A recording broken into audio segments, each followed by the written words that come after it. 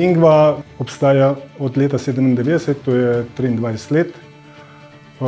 Ukvarja se z proizvodnjo šablon in tiskanih vezij. Ključni trgi v Lingvi so nemški oziroma celotna Evropa. V Lingvi je trenutno 26 zaposlenih. Naše stranke so študentje, elektroniki, razvijalci in druga bolj ali manj svetovno priznana podjetja.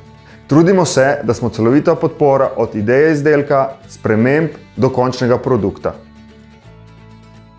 Veseli smo, da smo se vključili v ta projekt, ker smo spoznali, da v podjetju manjka komunikacija in dobra organizacija med zaposlenimi. Po mojem mnenju je dan veliko lepši, ko prideš in vidiš sodelavce zadovoljne, nasmejane in pa produktivne. V bistvu strategije nismo imeli narejene, ampak smo šli z dneva v dan ali z leta v leto, kakor je pač posel sam nakazoval. Zdaj smo izdelali strategijo do leta 2023, ki pa upam, da se jo bomo tudi še nadgradili. Spoznali smo, da smo v bistvu kar dobro vključeni v krožno gospodarstvo, saj z recikliranjem in ponovno uporabo resursov podpiramo kar nekaj delovnih mest. Vsem zaposlenim v podjetju je veliko veselje, da bomo s pomočjo trajnostnih strategij v naslednjih letih zmanjšali porabo kemikalij, prav tako količino odpadnih vod in bistveno zmanjšali porabo električne energije, kar bo pripomoglo k bolj čistemu okolju. V procesu same akademije pa smo spoznali marsikaj novega, oziroma firma se je med delavci povezala in marsikaj smo zastavili za naprej, ker prej niti nismo o tem razmišljali.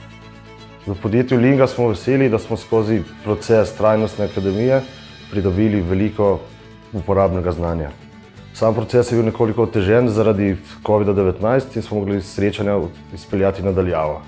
Tovrstna srečanja so se izkazala za uspešna, saj smo se sodelavci še bolj povezali skupaj in malo bolj sproščeni smo bili. Skupaj bomo pa stremeli k začrtanim ciljem našega podjetja. Že v teku teh delavnic smo opazili veliko izboljšanje med komunikacijo med zaposlenimi in v prihodnje se bomo še bolj trudili, da bi okrepili spoštovanje, zaupanje in pomoč. V podjetju se že dlje časa zavedamo težave, ki jo imamo z usklajevanjem proizvodnje dveh različnih produktov. Proces nas je spodbudil k odločitvi, da pospešimo delitev podjetja. To nam bo olajšalo preglednost poslovanja. Dober proces priprave strategije nikoli ni hiter. Lahko je pa učinkovit. In na akademiji smo ga pripravili, da je celosten, zahteven, toda zelo strukturiran in ko se na koncu udeleženci ozrejo nazaj, vidijo, da je bil logičen in po svoje enostaven.